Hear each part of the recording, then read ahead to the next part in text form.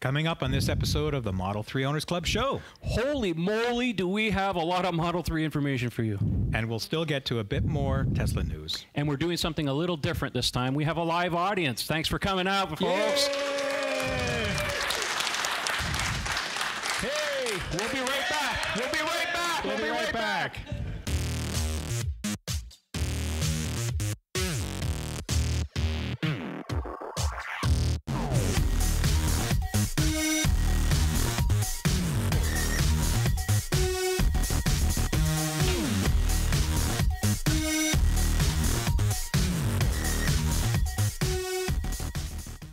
Well, thanks for that warm welcome. My name is Kenneth Pecor. I'm Trevor Page. Thanks for joining us on this live episode of the Model 3 Owners Club show. This is great. Our first live show. Yeah, in front of a live audience. Well, and it's also a meetup, too. We've decided to time this one to do a show and a Model 3 Owners Club Southern Ontario meetup for the people that were local. And thanks everybody for coming out. Let's get right on to the show. We've got lots to talk about. So much to cover. The focus of this show is going to be really about Model 3 updates. There's been all kinds of stuff coming out, as everybody knows, over the last couple of weeks especially. So let's get right into it with the release candidate information. I mean, it really all started with Elon's tweet storm. He loves doing his tweet storms, doesn't he? It was quite interesting. You know, somebody had asked Elon, you know, can you give us any information on Model 3? And Elon said, how about a video of the first production candidate? Well, the internet blew up at that point. So we certainly got a lot of information. Yeah, you texted me saying the internet's blowing up. Go check it out. So we certainly got a lot of information. There's been sightings all over Palo Alto, which is we've been saying all the time. This is where they test their vehicles, so it's always the best place to see them. So we got lots and lots of pictures. We'll try and put some up behind. We don't have our green screen today, so we'll try and do our best to put some of the pictures up that we've been getting. And the tweet storm's great for the stock price, but that's another story. Yeah, that's another story. All right. What else we got here? Well, sightings. So we've all seen pictures. I see a lot of nods in the audience. Even as late as this afternoon, that there were still pictures coming out from production candidates around Palo Alto area primarily. There may be some others out there, but that's where I think we're seeing people that are camped out in front of the facility there with tripods and cameras, or just driving around and chasing BMWs to see if there's a Model 3 in front of it. But certainly a lot of sightings. We have a black one and we have a blue one. They seem to be the two front candidates. What's your take on what we've seen so far? Well, they look really good. The first black one, obviously, if you study the pictures enough, as we all do, showed still a little bit of rough edges, but the latest blue one, and I want to give a shout out to my guys, my friends at the Tesla Show podcast, who are in the Palo Alto area and sent us some very nice pictures that we'll use here behind us, especially the blue one, which is the same color as what's offered on the Model S. And of course, if you look at your My Tesla page on a Model 3 reservation, it's the same blue color.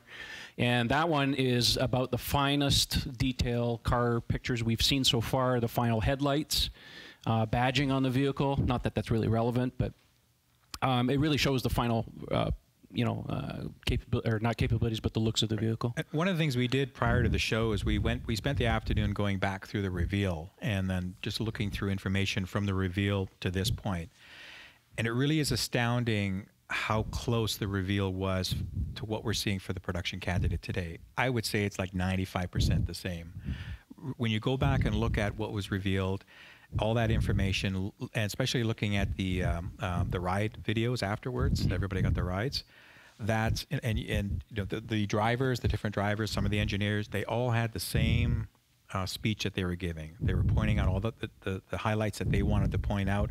If there were questions like what's the battery size and what's the dual motors and how fast, they say we're not sure yet, we don't have that ironed out.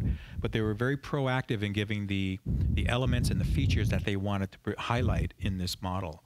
And it really hasn't changed much. No, the other thing that really came across the video, and I think it was kind of lost a lot in the noise since, you know, over a year ago, was the fact that these were production intent prototypes. That what we are showing you today is what we intend to put on into production. And I think that fact just kind of went over a lot of people's heads, mainly because of past history of the Tesla, especially with the interior, because, you know, they have a history of showing prototypes with a different interior than what they put into production. And one thing I've learned with the Model 3 program, is following as close as I have, is that this is a very, very honest program. What they showed is what they weren't lying. This is really what we had intended, and it really shows Tesla's honesty in design. Unlike a lot of other car manufacturers, they'll put out a concept car, and it looks all futuristic. But by the time so you get the in production, the Nissan Leaf, you know, what they put out is the you know, or like the Chevy Volt, the Volt. prototype of the Volt looked really amazing, and then by the time it came out, it was toned down quite a bit. This really shows that Tesla's honest about their design. What they show is what they intend on putting in production, and that's a nice breath of fresh air. Unfortunately, you know, sometimes in the vacuum of Tesla's silence, you know, people get their expectations a little too high. Really? And I saw it before a couple of years ago during the Model X days that you know, the speculation on the car was crazy, and yeah, this is certainly not the case with the Model 3. And I had tried to repeat it to people not to get too excited about this. What you're seeing is what we're going to get. They might still have a couple of small little things they haven't talked about yet, but yeah, so it's really showing what's going on. And it makes sense, and we were talking about this just before we started filming, that, you know, going back, now that we're looking back in time to what's transpired, it makes sense that, you know, a year ago, what they announced then is pretty well what we're seeing today. So they would have had to spend a year and a half or 2 years prior to that point to get to the reveal point. And it just follows the same line of thought and thinking that they have to do is they want to get to the mass market, or to the next level, which is closer to the mass market, and they need to sell cars, right? They have shareholders to answer to. They're a company that still has to make money. They have to get cars on the street. Yes, they've had a record quarter again for S and X, but to get them to that next level, to be able to expand and get, you know, where Elon wants to take the company next, other, you know, Model Ys, pickup trucks, whatever the case may be, they got to get these cars out. So everything leading to what we're seeing today is 3 or 4 years probably in the making. Yeah, it really showed that the alpha prototypes that they showed were much further along than people actually thought, that these cars were, I mean, don't forget, they showed it at the end of March, and their engineering had to be finished by mid-July, because they need a year's lead time to get suppliers lined up, parts verification, and logistics sorted out. Building 500,000 cars from, you know, what you're able to do 50,000 before is 10 times as much work. So the logistics involved with this is quite big. So this is why they had to basically draw a line in the sand, and especially with some of the features. We'll get to this a little bit later, that you have to draw a line in the sand eventually. You can't keep piling on features, because you're going to have delays and you're going to upset people. And production trumps, you know, some of your wishes. We'll talk about that a little bit later. So as far as features, some of the things that came out in the last couple of weeks, so the sensor suite. Is it different? Full autopilot's coming out. What's your take on that? Well, as you and I both did this afternoon, we had a very, very close look at the vehicle. The sensor suite is identical to Model S. It's still the 8 autopilot cameras, 12 ultrasonic sensors, and the front-facing radar. Tesla is leveraging everything that they've done for this program. Don't reinvent anything new unless you absolutely have to. Autopilot's already been, the hardware aspect, I should say, is already developed, so that's what they're putting in the car. Software, as you know, is ongoing. It's currently being worked on. Some of you with Model S has seen the recent software updates really elevated Autopilot to better levels than it was before. So this is, you know, going to continue on. So yeah, as far as the sensor suite is concerned, it's literally the same. We had some discussion about the black model that's currently out, that there's been some pictures that it looks like it has another set of sensors in the C-pillars, and we're not 100% convinced that, or cameras, sorry, that they are actual cameras. Stickers. So they could be stickers, they just could be blemishes. It's hard to say on the pictures that we've seen, and we don't see any reasoning for another set of cameras on the C-pillars. I mean, if you look at the blue car, which is even more feature complete, there's no sign of them. So, stickers.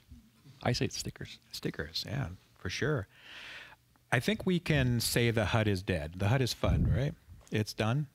Oh, yes. It was never there to begin with. Well, just for clarity. Okay, so if we just go back a little bit in time, I know there was a lot of noise made last year during Elon's tweet storm saying, wait till you see the final steering wheel and controls. It looks like a spaceship. Everybody knows the spaceship comment, right? The thing you have to remember, though, is those tweets were done on April 4th of 2016.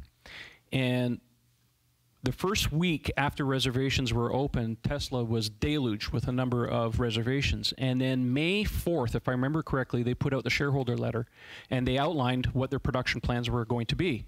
Namely, that we are going to build 500,000 cars a year, not in 2020, but in 2018. So they were pushing the program up by 2 years. So I think what happened during that time is Elon went, okay, well, I guess we can't do all these crazy features that we want to. And as I said before, if you're going to meet your deadlines, you can't have all these features being creeped up. And if they can't be made on time or on budget, namely on time and budget, both of those two. Big That you factors, can't put it in, you have to wait. So the HUD may be dead as far as this iteration of the vehicle. Personally, I don't think that they're actually going to do anything as far as that's concerned in the future. If they are working on augmented reality head-up technology, that it will go into the S and X, and I would say probably by the end of this year, if we see anything like that, then it gives us an indication of what would possibly happen for a future version of Model 3. But right now, it's not happening. The other part of this equation, too, is last year when Elon said it will all make sense, somebody had asked, you know, what about the center screen and the basic interior? And Elon said it will all make sense at the second reveal. And what happened is in August of last year, they made the announcement of autopilot, and that was the second reveal. But it just went over people's head. We thought it might be more, but that's what it was. No, but that's technically what happened. And Elon had to clarify after the fact, well, yeah, that makes sense, right? Really, it was a big deal.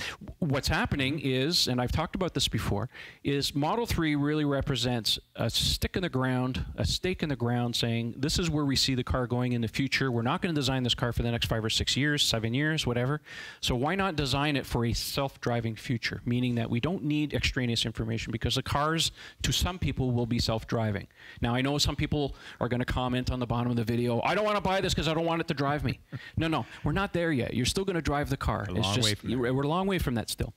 So this really represents a different tactic as far as the interior and the systems are concerned, where self-driving is going to become a reality more so than the others. And you watch, much like other manufacturers have been doing lately and copying some of Tesla's designs, I see a future like this going down that road. Now, some will say BMW i3 was there first. Yes, there's certain elements of that vehicle design in here. It's not for everybody. I know some people are just like, I don't like the screen. Okay, that's fine. I don't have a problem with that. I went in with the Model 3 reservation, with the reveal event video, thinking, look, we don't know what the car is going to be, and what they show me, would I be happy with it? I had to go in with that mentality because I know that there's not a lot of time for them to change a lot of stuff on the car. So when they showed it and I saw the interior and I went, okay, that's interesting. I like it. I don't have a problem with simplicity and cleanliness. So I was okay with it. Yeah, but a lot of people got it in their minds, no, it's got to have a binnacle, it's got to have this and that. And Tesla's saying no. Even Elon in the last tweet storm says, no, you're not going to care. It's not going to happen. Forget about it. This is what we're doing. Get used to it. So it's going to take some time for people to get used to this instrument panel. But I've done a little bit of testing. I put the laptop in. It's not that big of a deal. Yes, it's going to be the instrumentation is going to be different on it. The screen in a horizontal format gives them an opportunity to redesign the user interface where it makes sense. But then again, the Model S and the Model 3, and they don't have buttons. There's no physical buttons. So they're not married to anything in hardware. If they need to change something in the software, I mean, they've shown that they're capable of changing the software. We talked about how we both got to the same place of reserving a Model 3, but from different viewpoints. So you just explained yours, and I was the opposite. I watched the reveal, and then after I was sold after seeing the car and watching, listening to all the features and everything, and then I reserved. I saw the interior as, wow, this is fine. I mean, it's minimalistic. I get it. They got to get to market. They need something that's simple, and that whole thought process that you just mentioned, Trevor, is going to continue on. It has to. They have to be able to think mass market. They have to be able to think higher levels of manufacturing, get greater number of vehicles out there, and they can't do it if they're really stuck on too many features, like the X as an example. That whole process. The last thing I'll say about the spaceship comment, I think if you look at this interior, it's spaceship enough for me. Mm-hmm. Without the Jetsons noise, but we could probably get that as a feature. Right? All right, what about battery packs? Well, we should talk about battery packs. I mean, I believe Elon tweeted that it's not going to be anything past 75 kilowatt hour. Bangate. Bangate, yes, I can't be doing that. That's right. Well, there's no microphone here. I know. Yeah, I know. You're going to get me on something. But seems to be the maximum size that we should anticipate? And that was because of physical size of the platform or the skateboard? Well, there was a lot of speculation about the battery size. People were thinking, oh, yeah, they'll go 100 kilowatt hour. Elon basically came back and says, no, physically there's not enough size to fit up to 75. Now, again, with current technology, because as we saw with Model S, 40, 60, well, 40 doesn't really count because it was actually 60. So 60 and 85, now we're up to 100. Over time, we will see, as chemistries improve, you'll see battery sizes go up. But for now, this is the stated maximum. What they ship, we don't know. I mean, there were some reports on the internet that they were testing 70 kilowatt-hour battery packs. At the end of the day, who knows what's going to happen. I think it will offer ample range. I know there's a lot of discussion about, well, the Bolt gets 238 miles. That's what they say. Bjorn just did a trip in South Korea, and he did 470 kilometers on a single charge. Wow. On a Bolt. So that's quite impressive. Keep in mind, it has, you know, the aerodynamics of a shoebox. Probably one of the most boring drives you ever. No, I'm just kidding. So the aerodynamics on that car are not right. very good. Model 3 has actually better aerodynamics than Model S. Yeah. So I'm not worried about the range. It's 215 miles, as they say, 320 kilometers. At the least, minimum is understated. I think they will certainly exceed it. Then again, at the end of the day, it doesn't really matter. We have a supercharger network. The other guys don't have anything as convenient and as plentiful. And your wall plug at home is your fueling station. Yes, exactly. People forget about that. You fill up every night when you plug in. That's right. You have like a full your charge iPhone. every day. So it's a full charge every day. So that's what I'll say about the battery pack. It's going to be interesting to see. If I was to take a guess, probably 2 battery packs, 55, 60, 75, somewhere in there, but no more than that. There's just not enough margin. Or even to do a software lock. I don't think there's enough margin in the vehicle to do a software lock. And they want to keep it simple again. This is, again, a mass market, a different type of demographics. And to go back, what I was told previously, that they were going to do large battery packs and rear-wheel drive vehicles first. So if you want a car sooner than everybody else, change your config mentality. You don't necessarily need all-wheel drive for up here either, because they're heavy Well, enough. there's lots of people that drive Model S's with rear-wheel drive, and they're perfectly fine. I think we have a couple here, right? Yeah. Okay. So. And on that note, that the Model 3 really is not the next generation Tesla, as people thought that it might be, that it's going to kind of advance. Again, it's designed for a different target market, a lot of maybe repeat Tesla buyers, but certainly Elon wants to get everybody else to embrace his message and his vision. And the only way to do that is to give them something different. But if we were talking about pricing before in Canada, the S starts at 95, almost 100 grand. Now that they've got rid of the 60, and it's going to go up again. Yeah.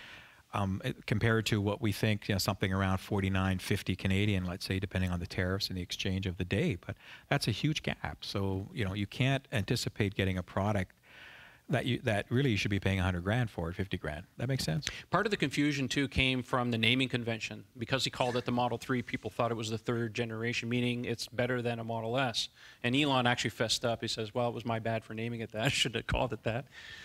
So that's why he actually went on to Twitter and actually tried to calm people down. Says, no, this is not the next generation. It's not better. It's not this. And it's actually become official company policy, because they just put out a blog post on Tesla.com explaining, look, here are the differences. Here's a Model S, here's a Model 3.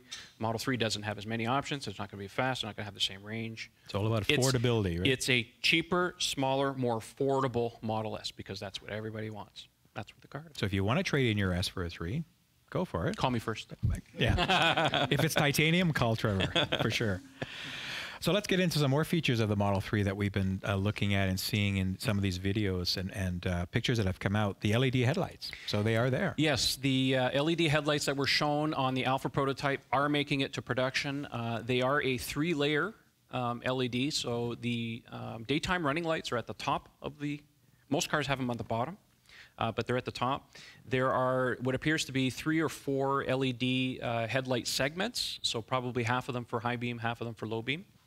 And turn signals are actually built. They're very thin orange LED strip down at the bottom.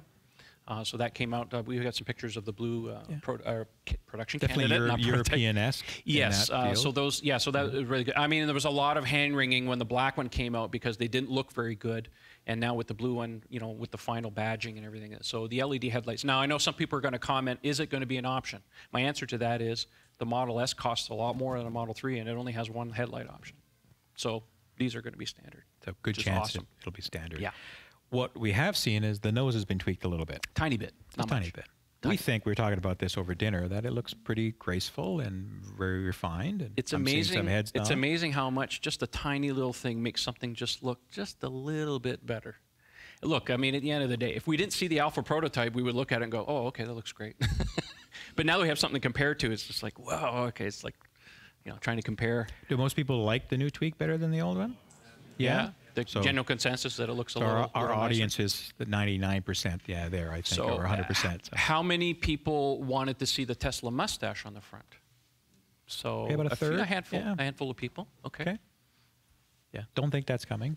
No, this is definitely the design language, at least for this iteration of the vehicle. We'll see how things go in the future, but this is, I mean, again, it speaks to Tesla's design honesty. What they showed at the reveal event is, you know, what we're getting. Staying fairly true to it. Now, the trunk opening has been the subject of conversation, so not necessarily what opens, or you can say it's almost hatch-like. It's not true hatch because the glass is fixed, but it's hinged and what the trunk opens. But I think what Elon has mentioned, that maybe looking to make that aperture bigger, the opening bigger. We're not sure how he can. Yeah, there was a lot of talk about that last year because somebody had asked him, can you make the trunk opening bigger? And Elon tweeted, if I remember correctly, he said, already taken care of. The problem, I think, and Ken and I are both in agreement here, that many people took that as they were actually going to make the trunk itself, the lid, bigger. And I don't see how they can do that. What we both took as is once you open the trunk, the actual aperture, the hole, is what's going to be made a little bit bigger. If now they can. Yeah. Now we've looked at the Alpha prototype from the reveal event. A lot of pictures from different angles. There's not a lot of room in there. There's maybe an inch or so that they could probably have pulled in on the side. So we'll have to see. The problem is that nobody's really seen the Alpha prototypes in real life to be able to put the two side by side and be able to compare them. Only when we finally see the production cars with the trunk open will we be able to have something to compare with. So still get a surfboard in it, though. Apparently. I know for most people, surfboard doesn't matter unless you're in California. Up here, it's mostly bikes and that was the big question. And coolers, right? Coolers. Yeah, got to have a beer cooler in the back. Got to have our coolers. Exactly. All right, what about the interior, The Ken? interior, well, it doesn't look like... It looks like the Alpha version is really right into production from that standpoint. Yeah, I'm glad. Earlier. I'm glad with the blue production candidate with the dark interior, they've kept the wood grain. I like that. That's very nice. Nice, elegant touch. We even have seen some potentially on the center console, that wood grain carrying. Yeah. If some of you watched the reveal event test rides last year on YouTube, there's lots of them you can look at. If you look specifically at the black car. It was the black one, right? The black one, not the silver one, but the black one, that it had that same wood grain on the dash and on the center console. It's hard to see because the lighting was at night, but if you look carefully, you'll see that. Now, in the white car, it was more of a white. So I don't know if they're going to do carbon fiber. We haven't seen a white interior on the final cars. So I'm going to say it right now that I expect to see that too, white. White interior. My personal opinion right now, in order to keep the options simple, that there are probably two interiors on the Model 3, the dark interior and the white interior that we've seen on the silver and the black cars. That's probably my guesstimate right now. They could do more, but again, trying to keep it simple. Well, if you're going to play in the big leagues with the big boys, if you go look at a Volkswagen, there's, you know, if you're lucky, you might get two color options on the interior. So, you know, try and keep it on the down low, but I think that's what we're going to see. I hope that we see some form of synthetic leather option on the seats too. That would be quite nice. The vegan option. Yeah, the vegan option. That's yes, right. Exactly. The one on the Model X is actually quite nice, despite the fact that it gets a little dirty, but it's actually very soft and supple. So that'd be very nice. Wheels. It looks like there's a potentially new design for wheels that was spotted in one of the photos, or a couple of photos. The first wheel design that we saw in the silver prototype, you know, the modern turbine with the carbon fiber cap, those definitely make it to production. What we've seen on the production candidates look to be 18-inch wheels, whereas the prototypes had 20. That's typical with Tesla. There's about a 2-inch gap between a premium and a base wheel. Again, we don't know if they're going to offer a premium wheel, but it looks like, you know, obviously they're going into production. Now, I think it was a day or so ago, we got some more spy shots of a completely new design. I'll put a picture up behind us. A different spoke design. It looks more like the, I forget what they call them, the Cyclone or the Performance wheel. I forget what they're called. It escapes me right now. But it looks more like the old Model S wheels before they switched over to the all turbine. So at least we have one other design. Whether we see a third one, I don't know. But I would say two designs following in tradition of Model S. Yep. And another thing that we noticed just in looking through some of the production candidate photos and videos is that they've kept to the windshield wipers being recessed. Yes. So behind the front. Yeah, for those of you who have Model S, you know when you need to change the windshield wipers, you have to move the, you know, how do you do that? You can't pull them out because they're recessed. Again, that's aerodynamics. That's why it's done like that. So. And noise, a little bit of noise, everything, that kind of stuff. Yeah, exactly. Okay. Max production. So there's been some articles that have come out and some predictions that in a perfect world, they could make 80,000 this year. And, you know, we've been asked, in fact, we were asked even today, when do you think we're going to get our Model 3? When do you think they're going to come out? And it really all depends on how much they get going, how much they can crank out this year. You know, they talked about getting up to 5,000 a week, getting the process going there. It's going to take some time to work up to that. I think 80,000 is high, and I think that's optimistic. You know, I think we're both in agreement, probably somewhere from 40 to 50,000 might be realistic. Yeah. You know, I think it's reasonable. That's our take. We have no secret information to go on. That's just looking at history and what they still have to do. They could surprise us. They could crank some of these things out.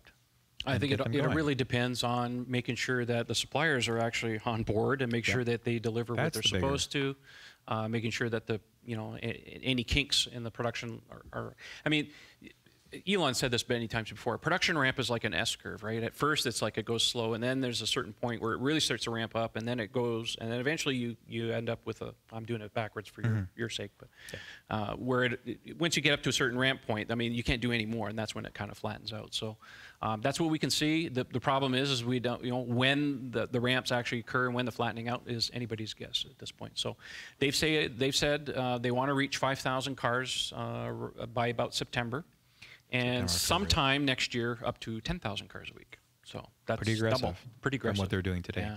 To be able to deliver all those cars that they're going to produce, obviously we've talked about the shortage of current situations with some of the Tesla service centers and sales centers that have to deliver cars today. They're already starting to get inundated just with what they have today. Never mind a couple 100,000 Model 3s hitting the streets, or tens of thousands in the next year. So Tesla's done a couple things. First of all, they've come out with this 5-minute delivery process to speed that up. What's all that about? What they're going to do in order to speed up the delivery process is that they're already working on some high-end materials and videos that you'll be able to either watch on your phone, on the car, in advance for you before you take delivery of the vehicle, so that you come to pick up your car and you're kind of pre-educated. Because, I mean, now they can take, an hour or two to go over the vehicle right now because it's still low volume, deliveries. But, we've got thousands and thousands of people waiting for these cars, and you just can't, you can't be doing, Lawrence, for example, Lawrence Center here. Yeah. I mean, there's no parking available. No parking. I mean, where are they going to put these cars? So that falls into the second part too. Oh, and the roof. They'll just airdrop it to you. Parachute. Yeah. But Tesla has just recently opened in Culver City, California, their very first dedicated delivery center. So it's not a service center, it's not a sales center, it's just for delivering the vehicles. And this is going to serve as the prototype for what's going to come later this year in different markets, where they will be able to set up a special place so that they have lots of parking, to store these vehicles, and they'll be able to just get the deliveries out. Now, this 5-minute delivery process is not going to be for everybody. It's not going to be saying like everybody's going to get a 5-minute delivery process. It's just for the people that just like, I'm excited, I want to get my car, I already know about it, don't bother me, just sign the paperwork, I'm out. And certainly current Tesla owners that understand the technology and a lot of the features is going to be very similar in how it Well, I think behaves. The process too, if you get an educated customer that comes in, that means less time that you have to spend with them. Not that they want to dilute the service aspect of it. It's just we got to deliver these cars. Now, for those of you who who are not familiar with the vehicle and want to learn, I'm sure they'll spend the time with you. It's something you'll have to schedule your delivery specialists and stuff. So we'll have to keep an eye on this. It looks. I mean, it just shows that they're thinking about all the eventualities. Like, how are we going to do this? How are we going to do production? How are we going to do deliveries? They're thinking about it. Increasing supercharging, all this stuff that their infrastructure, everything that they're known for. So it's looking very promising. I'm very excited to see what they do. Now, money aside, should you buy an S versus a Model 3? That's been some debate and some questions that even Elon has responded to. I say, I mean, if you have the money and you want an S, then get an S. But they are different cars, Do you want a Camry or do you want a Corolla? They are different cars for those reasons, different classes. And you have to look at what your needs are, what your price point, budgets, all that kind of stuff. I don't think a lot of Model 3 people are going to cancel and switch to an S, but because they're, the price delta is just so big. There will be a certain amount of people that do that. The people that thought that the Model 3 erroneously was the next Tesla, meaning setting them, it's going to be faster than. I mean, there were some people on the forum that said, absolutely, Model 3 is going to be faster than the Model S. It's going to, and that's obviously that's not happening. Elon had to come back and just take everybody by the shoulders and say, okay, calm down a little bit. This is not the next Tesla. This is just a cheaper, less expensive, not as fast, less optioned, more affordable Model S. The gap was a little closer with the 60, but now that that's gone, it really has increased a lot. I'm hoping it's actually reflected in the price. At the end of the day, when we actually see all the options, I think it'll be pretty indicative of what's really going to be happening. Keep in mind, the target market for the Model 3 is BMW 3 Series, Audi A4s, Mercedes C-Class. That's what it is. It's not a Camry. I think by the time... Luxury midsize. Exactly. It's a luxury, and it's an entry luxury level luxury vehicle. And the biggest mistake that people make, and the media to a certain degree, is they're comparing it with the Bolt based on price. And that's the worst thing you can ever do, because they're very, very different vehicles. When you drive them, when you see them in person, you'll understand. We've both have spent some time with the Bolt. Yep. And other than the range, which is great, it's a very different vehicle. It's really an economy car with an expensive battery pack in it. And my personal opinion is that Tesla has their drivetrain costs and their battery costs much, much lower than GM and LG Chem have, which means that the rest of the money can be put into a better vehicle. We have, Bolt doesn't even have autopilot. It just doesn't exist. Now, it doesn't mean that they're not going to have it in 2 or 3 years' time. It's just that the first iteration of the car doesn't have it. And here we're going to get this as part of the vehicle. We're still pleased to see BEVs on more BEVs coming out. Battery We're a true believer in that more manufacturers are getting it. We talked a little bit about this at dinner, part of the show, that so many manufacturers now are dedicating certain business units and divisions of their company solely for electric vehicles, some plug-in, but also on the battery electric side. We're going to see tons of these in fleets. Lots. Companies are going to buy these for fleet vehicles. You're going to see a lot of them. And to be able to get Tesla to starting to get that production, they went out and raised some capital. They were able to raise $1.2 billion. It seems like he can get $1 billion like that pretty well. Well, Elon's pretty connected now. If they need money, they get the opportunity to get money. They were only planning, I think, $250 million or something like that, and then they got $1.2 billion, so not too bad. Mm-hmm. It also helped that their stock is doing well. They just recorded, as we mentioned earlier, some record number of deliveries for this last quarter. I think it was around 25,000 or so. For the last quarter just ending this year. Mm-hmm. So even though people are waiting for the Model 3, their S and X continue to grow in their sales, which is nice to see. And the market, I think, is finally waking up to the fact that Model 3 is indeed on time. And second of all, that the markets are waking up to the fact that Tesla is not just a car company. They're an energy company. And then, of course, that's just sending the market. Now they're reevaluating their positions now.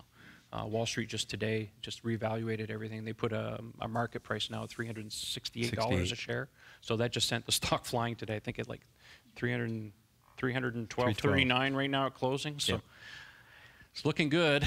It's still going to be a roller coaster for a little while. Stay long on them. Good. Yeah. You're talking about that. Stay on target. And one last thing about Tesla. So they've also come out with something new that they're calling their live chat service. Again, something to augment the influx of Model 3s that are going to hit the street. And we talked about the Rangers earlier, that they're vamping that and increasing that fleet as well to be able to cover. So small things, they'll come to your home and do repairs or assessments and things like that at home. So this live chat, I think, is just a way of being able to talk to somebody in there through a portal, through a service portal, and get some initial information whether or not it's something that deemed to either dispatch something or something they could do. They could ship them apart, do it themselves, or something. That's what I'm gathering. Yeah, at this point. I think we're seeing more activity on the service aspect of Tesla now, because it has been lacking. They haven't been quite as transparent as they should be. So they're certainly making some improvements there. Of course, I don't think anybody else does that, do they? I know you can go to portals for service and register and book appointments. I have with Lincoln when I have problems. I've Okay. chatted with somebody. Okay, that's good. They have live chat too. It's not unusual. It's just the first for Tesla. So They just tell you replace your tranny. That's another story. Oh, yeah. I know. Gotta love them. Well, that's what we have for the show. We really wanted to focus and keep the show down a little bit because we really wanted to open it up to Q&A for you folks, because I'm sure you have a lot of questions that you want to ask that hopefully we can provide some input to, that a lot of our viewers keep emailing and commenting on and bugging Trevor all the time to get answers. So we have a microphone. If you want to come up, don't be shy. Live mailbag time. This is our live mailbag. This is your chance to ask some questions and get your first step to fame here on the show. So come on up. Come on up if you have a question. Please, yeah. Tom wants to ask a question. Come on up, Tom. Let's see what Tom has to appreciate say. it. Yep. Mike should be live. With seeing the alpha prototypes in the launch event, then having the updated steering wheel in the stock party, with hiring Felix Goddard, are you still expecting anything to change the steering wheel? The prototype, Not now. We were talking the about stock one had the 2 dials that got added, and then are those going to go back to the original one, or? No, my personal feeling it might be a mix of what you saw. Did anybody see the pictures at Avaya Stadium last November when they had the third quarter party?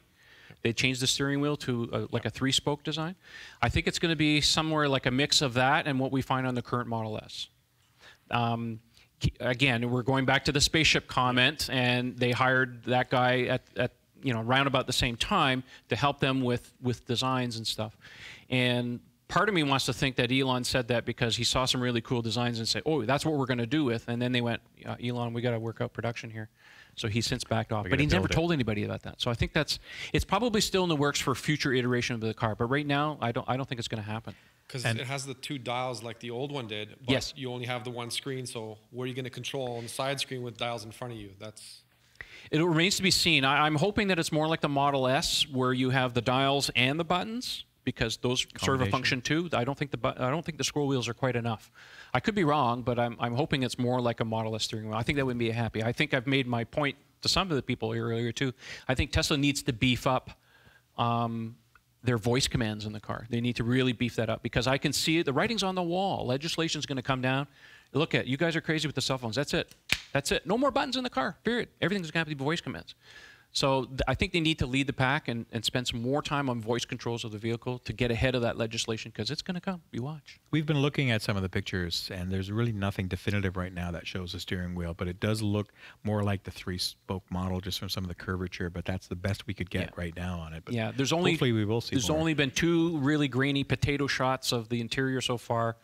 And the steering wheel, as far as I can tell, and I look very closely, looks more like the second steering wheel than the first one. And I don't think the first one's going to happen. And if they have existing parts to use today, it's going to speed up the process again. Why reinvent it? So completely. So Yes, guys. Thanks, Tom.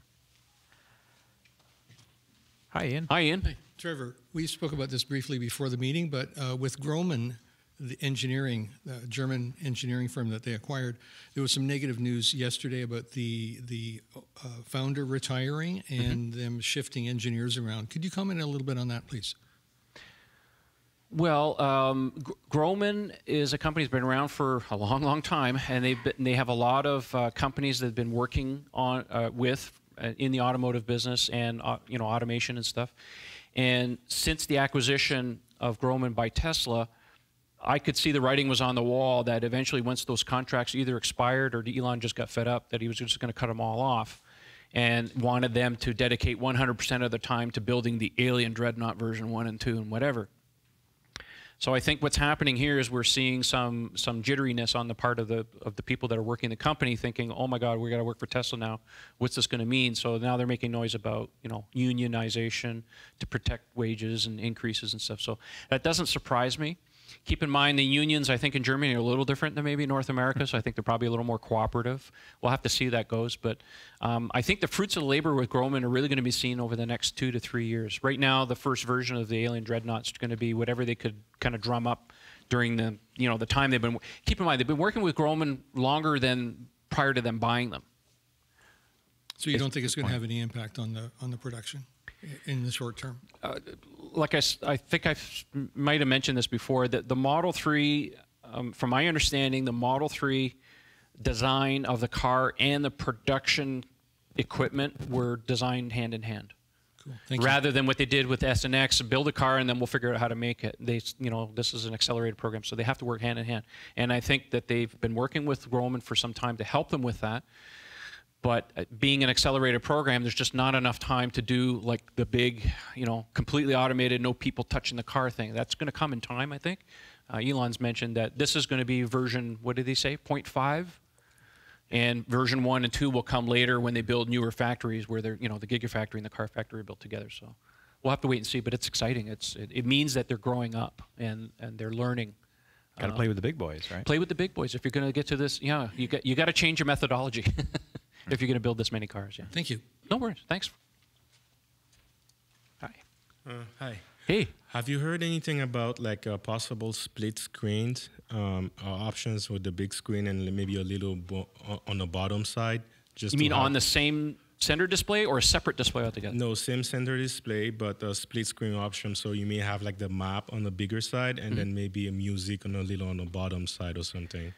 I think the best way to answer that would be for you to go back and look at the test ride events from last year. There's lots of people that took footage of the vehicle from inside. I think your best way to look at what they have in mind was early versions of what they've done there. And what I took from a lot of those videos was the navigation map was front and most center. It was basically the whole background.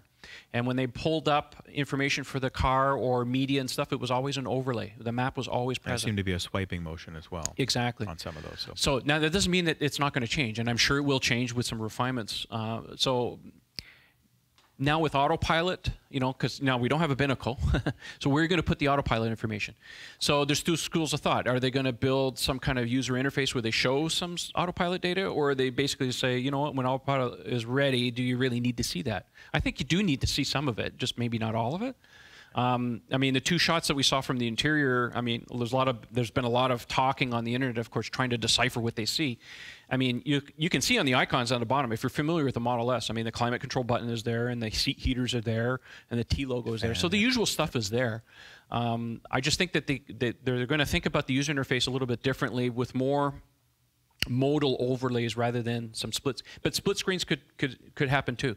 There's definitely enough real estate to do that. Well, To yeah, give you exactly. enough You know, being landscape, I mean, you got to Clickable rethink. information. I mean, it's just like an iPhone. I mean, it used to be everything vertical and then it went sideways and stuff. You got to rethink the interface. So, yeah, I'm excited. I mean, it's just software. So if we don't like something, we can just email them back and they'll change it eventually. So they've been good about listening to the customer feedback. I mean, they take their time, but they do respond to them. And that's happened on the S, right, and X for those owners, right? They've been able to do those. The first Model S did not have memory on the seats.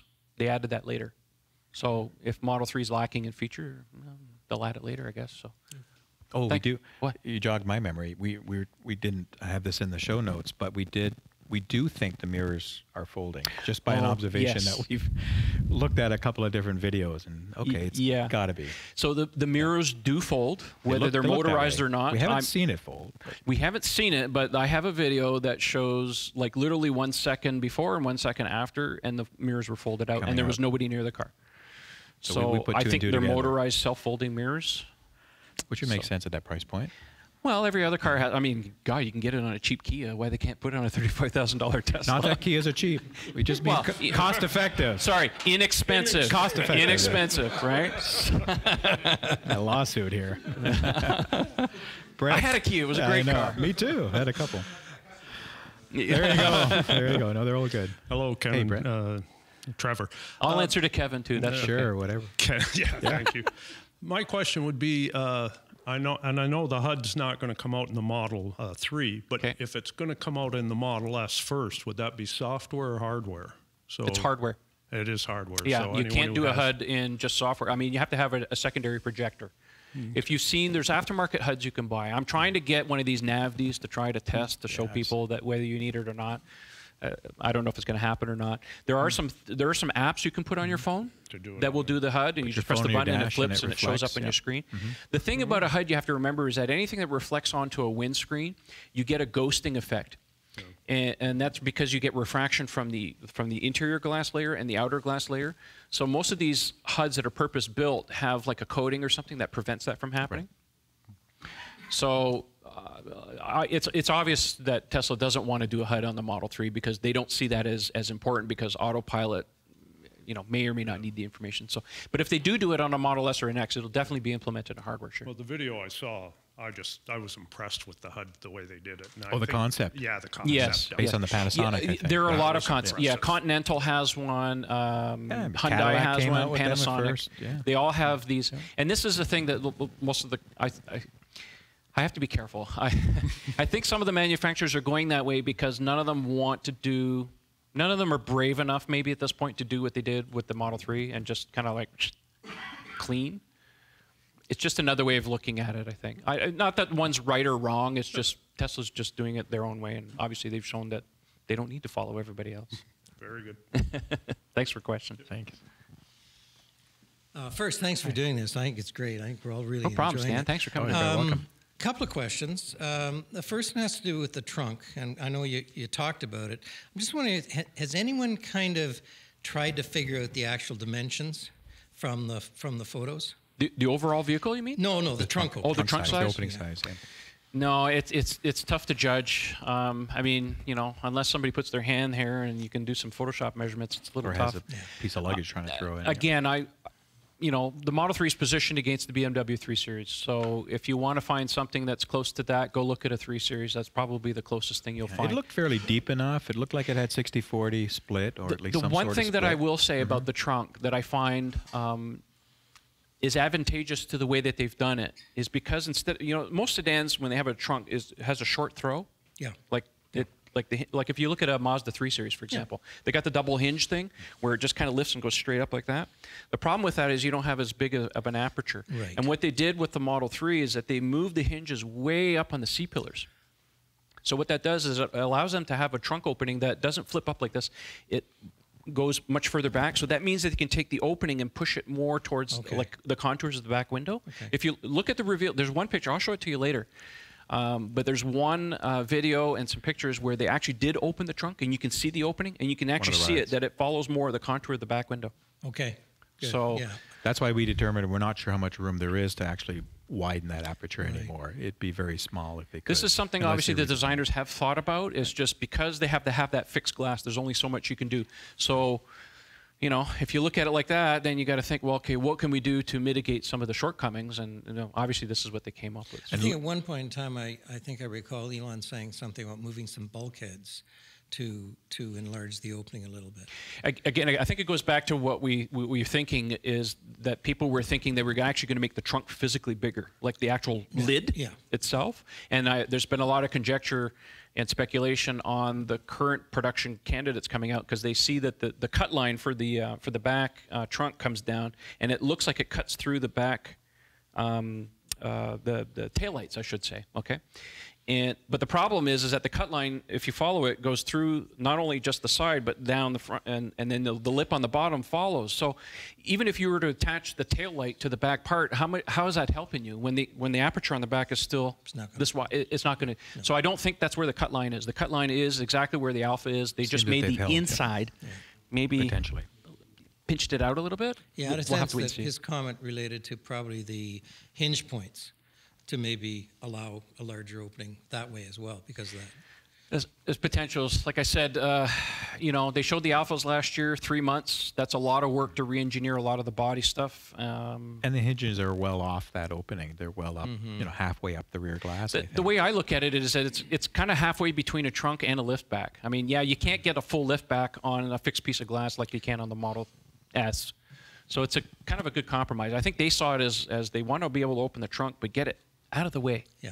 And by moving the hinges up further back, it just makes it, I mean, there's some great, I got a great picture that shows you how far open it is. We'll check that out. I think it's a good compromise. Question two, you talked about what they're doing around servicing. Yes. We live in Aurelia, you know, fine during the warranty period to come get your vehicle, all that stuff you need to.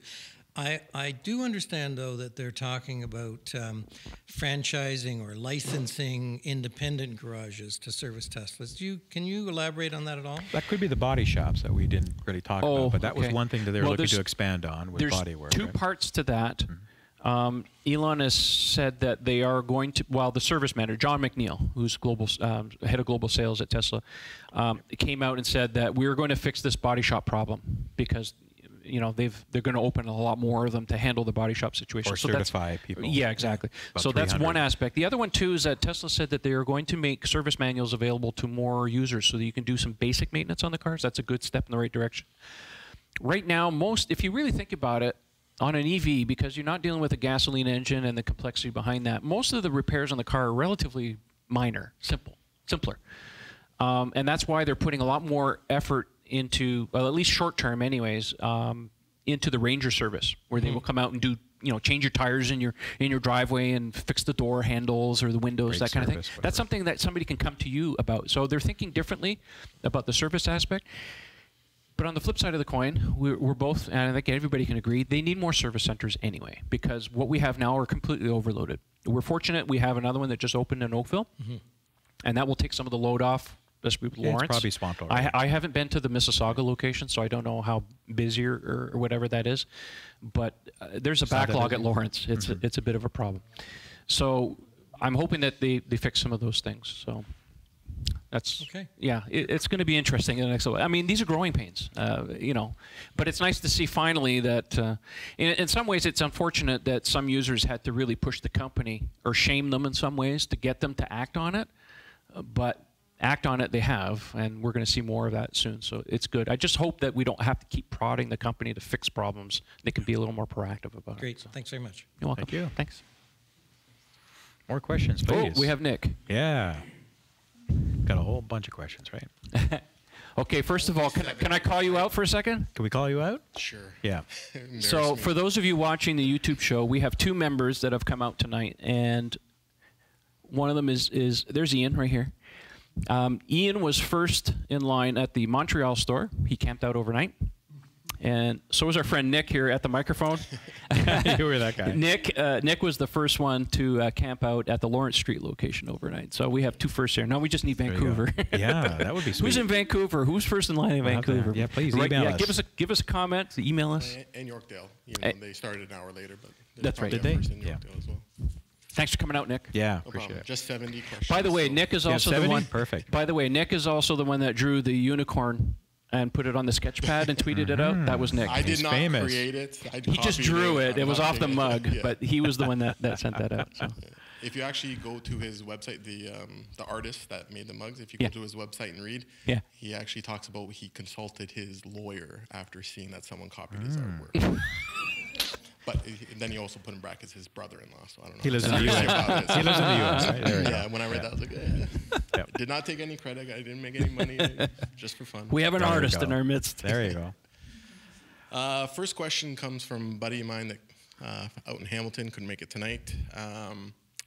He's really been trying to figure out how they're going to design the roof rack. I know Elon has tweeted that there will be a roof rack that's compatible.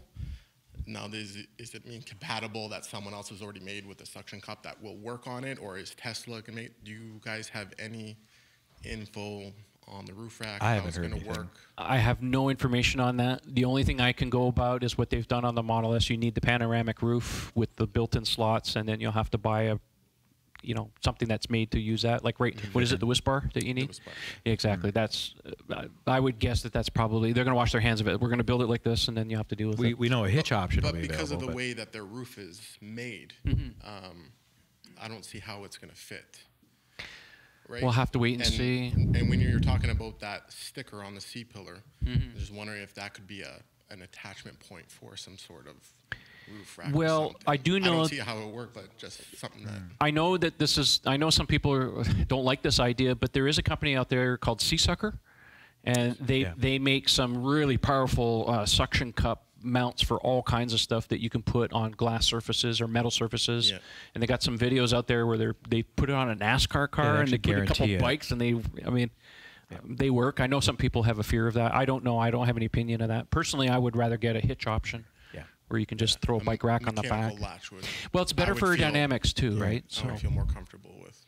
So I'm sorry I can't answer, but we'll have to wait and see. Okay. Second question. I know Elon, before Hardware 2 was released, talked a lot about level 5 autonomy and that there needs to be a lot of redundancy in order for them to get regulatory approval.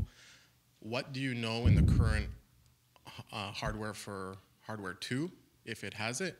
And do you know anything about what's going to be available in the Model 3?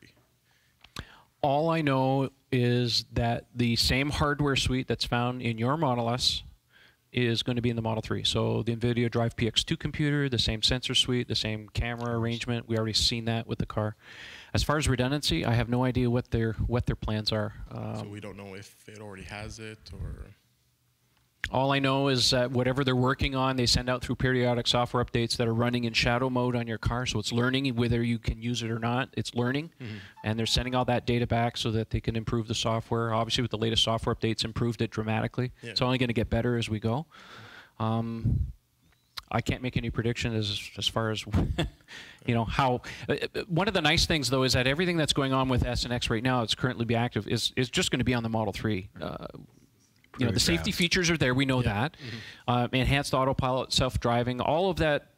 I mean, it's the same hardware platform, so it's not like they have to do a different branch for Model 3. It's all going to be the same data, the same models and stuff. So thank you for paying for that development. And we know the Model 3. We're all going to benefit from that, and everybody else and I'm out on there. the same page as you. The full driving capabilities, I didn't go there yet. I feel by the time that is approved and on the roads that I'll probably want a new car anyway.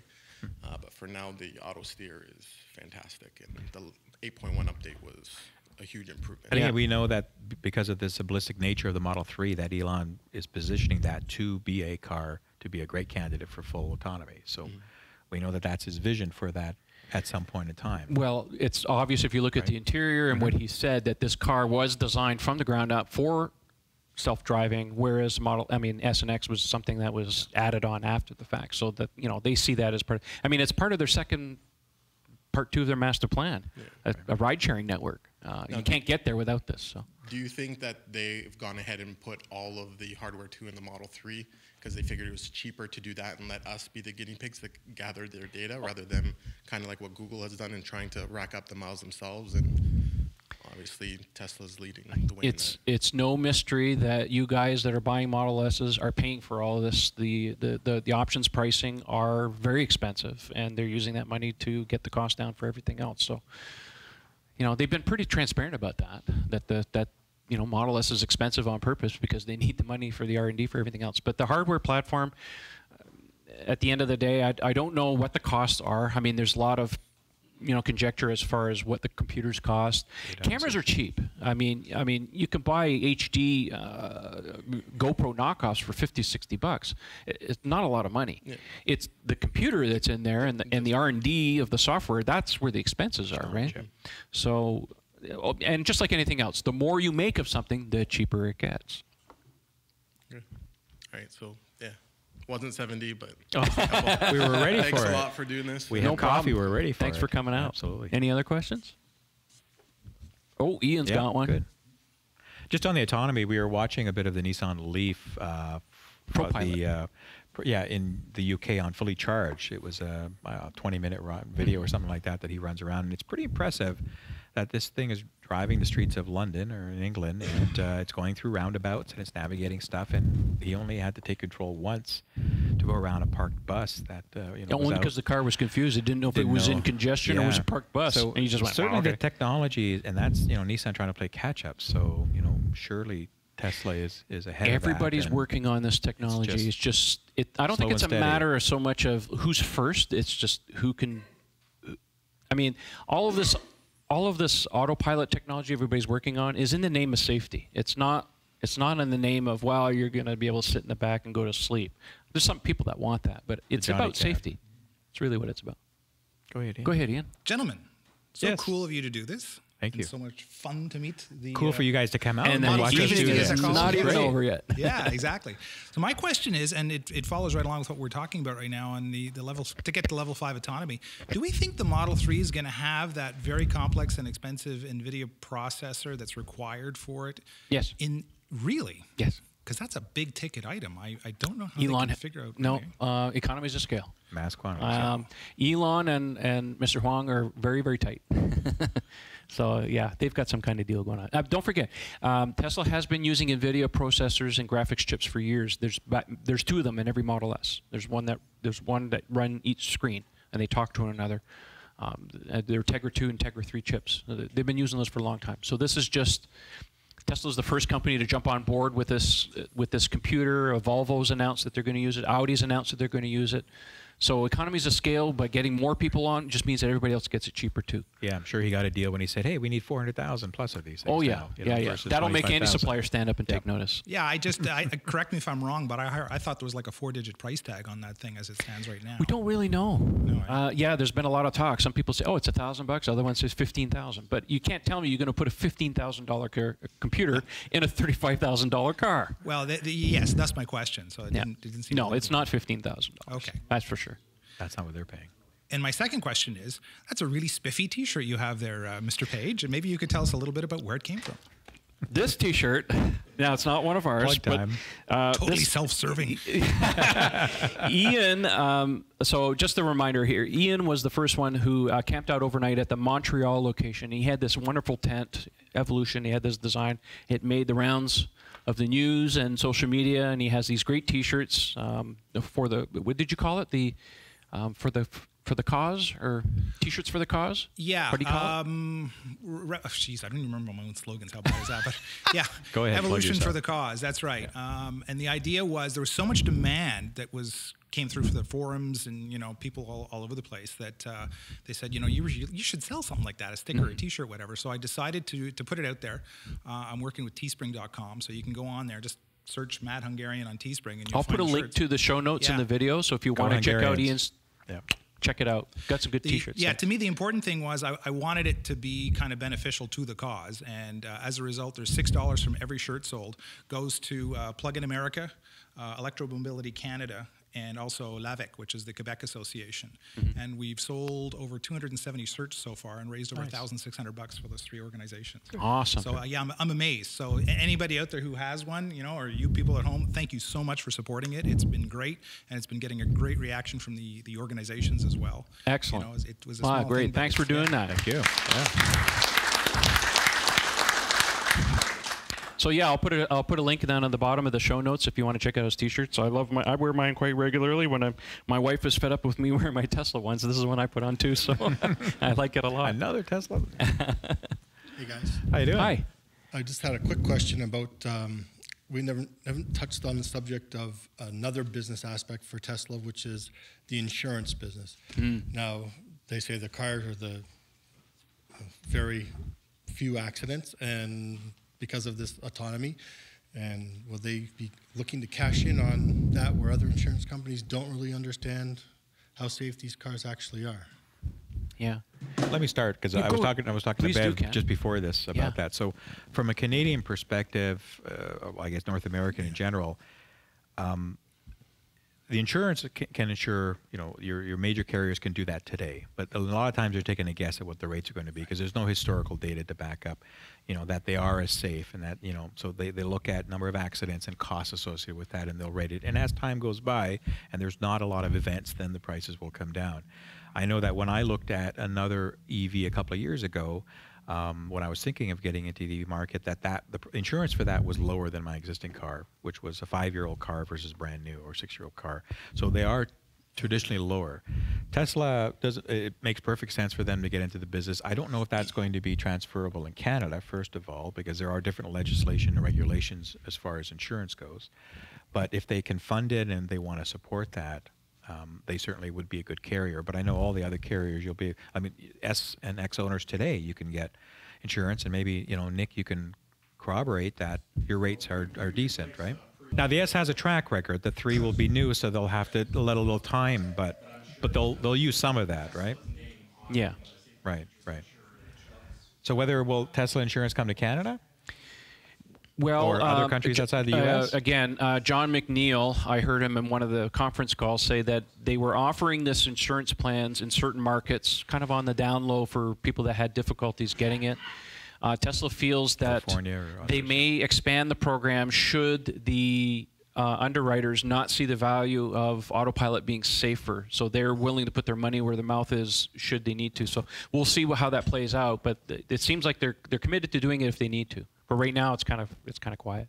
But it definitely seems like an emerging business for them. Thanks. I got one more question. Yeah. Okay. It's more of a crystal ball type question. And political. Okay. Now we know in Ontario we're going to get this $14,000 rebate for purchasing a battery electric vehicle. After the next election in June, I'm not so certain that that'll survive. What are your thoughts on that? From Ontario perspective, they have committed to keeping that program at least for another couple of years. That's what I've heard, whether the government changes or not. It is funded. It is funded for at least another couple of years. So I think everybody in the room is, good, we can take advantage of that. What we don't know is a couple of other things that have yet to play out. One of them was the possibility of a tax abatement. That hasn't materialized yet. And the home charging or free home charging for 4 years has not materialized yet. I didn't even know that was There you go. And when tax abatement, you're talking about the federal side of things. Well, at first, when they first put out when the climate change documentation first came out, they were talking about eliminating the provincial sales tax in Ontario, the provincial sales tax portion, so that you would only have to pay GST, which is 5%. But they did say that they were talking to Ottawas about ways of eliminating the federal tax as well. Now, both of those have not materialized. Now, the documentation has recently changed where they didn't specify the Ontario portion anymore. They just say we are looking at ways of eliminating HST completely, and that has yet to materialize. So we're still keeping our fingers crossed. However, you should budget to pay full tax, my friend. Thank you, guys. I'm personally hoping that because from a federal level, which has been pushed down to the provinces, that they will maintain their goals that they've set towards climate action plans, with EV being one of those steps within those plans, and that a new administration will continue on with that overall architecture. They may tweak the program, we would hope so, depending on funds. You know, if we have a bankrupt government looming, then that could change things. But I feel pretty positive that they're going to continue with something. Thank you very much, guys. Yeah, I want to say thank you for all you're doing. And oh, you're quite great. welcome. Thank Our you pleasure. for Thanks watching. for coming out. We really appreciate it. Yeah. Well, I think we have to call it a night. We will, yeah. So how can people find us, Ken? Well, they can certainly email us at m3ocshow@gmail.com. You're very active on Twitter, a lot more than I am, at Model 3 Owners, and myself at Kenneth Bocor. On, of course, your forum website at model3ownersclub.com, Facebook, Model 3 Owners Club. Yep. Google all that, YouTube, of course. Please subscribe to the channel. You want to talk about Patreon? We have a Still got Patreon that going. campaign. You can find it at patreon.com/Model 3 Owners Club, and any pledges help us keep this thing going and pay for equipment and keep the lights on. Exactly. And thank you to everybody who has. I know you put the names up in the credits at the end of the show, so thank you We do for have some that. T-shirts if you're interested on our show as well. That's you know right. where to find that. The forum store is always open, 7/24. Yep. So anyways, that's it for today. So I want to say thanks, and we'll catch you on the next one, Big guys. applause to our audience. You guys are great. Thank you very much Thanks for coming out. We appreciate it. Gets us this energy. Thank you very much, and we'll see you on the next show. See you later, Take guys. care. Bye-bye.